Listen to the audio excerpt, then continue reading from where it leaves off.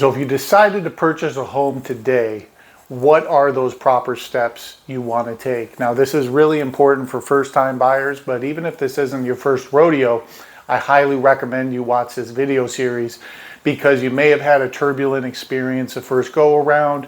It may have been a shotgun experience and you're just like, whoa, what happened? We finally got in, but we don't really know if we checked all the proper boxes. So, a lot of people, the inclination is to actually speak with a real estate agent first. Now, I'm not putting that down in any shape, way, or form, but the way I look at it from a financing point of view, because I'm a numbers person, is if I want to purchase a car, I already know what kind of car I want to purchase. Where is that financing going to fall? Is it way outside my range? Where is my comfort zone and the proper price point I should be shopping at to reach that monthly payment and out-of-pocket goals that I have? So that's really where I highly recommend a first-time buyer to start, is get your financing in order, right? Interview a couple lenders, interview me. I can give you referrals with many past clients. You can chat with them directly. Look lenders up online. If you can't find a lot of stuff on them, odds are they may not have been in the business too long, and neither good, neither bad, but a purchase is a much different beast than a refinance. Any new loan officer can do a refinance, but to make it a smooth and educated process for you, the buyer, you really need a seasoned mortgage specialist and professional in your corner. So interview realtors, interview mortgage lenders. Now, whether or not you go with the realtor first, that's okay. I'm going to speak to you from a financing point of view. So a realtor is always going to tell you to go to them. But either way, get a good feel and somebody that you can have a good working relationship with, as you could be working with us 30, 60, 90, even 12 months we've worked with clients or more. So you want to make sure, one, they communicate, two, they educate, and three, they know what the heck they're doing, right? So after the interview process, you really want to get pre-approved. And I'm not talking about some fluff pre-qual where you give them some documents or just a verbal over the phone. That's just setting you up for problems down the road. So when you get pre-approved, we take an application over the phone, obviously answer any and all questions you have. What I like to do is get a better understanding of your needs and goals. What, in a perfect world, where do you want that max out of pocket to be for down payment and closing costs? Do you need down payment assistance? What price point are you initially looking at online? What do you want your max monthly payment to be, all in, out of pocket, taxes and insurance each month? Where you want to land? Are you getting gift funds? Where's the money coming from? So there's just a whole myriad of questions we're going to go through, and we're going to build your profile. So when we get you pre-approved, let's say you're pre-approved for $2 million, but if your out of pocket is this and your monthly payment is $3,000, then this is the price point you need to be shopping at. So once you get pre-approved, it's very important that you get a one-on-one consultation. If you didn't get a consultation and you're watching this video, you're setting yourself up for surprises later. Unfortunately, we hear about it day in and day out. Not trying to scare you, but you should be able to see the numbers and reverse engineer everything. So this is my sweet spot I need to shop in.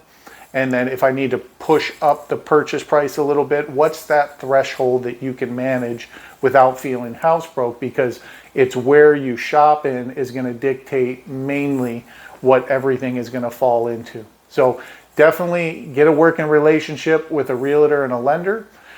Get fully pre-approved. And what I would recommend too, if you're paying $3,000 a month, let's say for rent, but your new mortgage payment is going to be $4,000, an agent of mine told me a great trick. Put aside that extra $1,000 every month now. Start living that way, because now you're going to see, hey, this is how I got to adjust any of my other budget if need be. So you're fully pre-approved. You got a real estate agent on your team. Now we're all working together. We're all connected. Now the fun stuff happens where you get to go out and you understand where you want to land, what areas you want to be in, what do the neighborhoods look like, or, if you're a gym enthusiast, what gyms are around, school districts. You'll be able to get to go shopping and looking at that. And then as you are out there, say you see 10 homes over the weekend, the nice thing about working with a specialist like us, the magic happens on the nights and weekends. Okay, it just happens that way every time because we all work 9 to 5 during the week. So if you're pre-approved with a credit union or a big bank, God help you if you got to get a hold of them. So now you're doing blind offers because property taxes are going to vary even if it's across the street from another property. So you want to know before you go. So our clients, you know, when they go out with their agent, the agent's going to say, hey, Ryan, they love these 2 properties. Here's an offer we got to submit. I'm going to pull the tax bill. I'm going to reprice as of that day because rates change daily.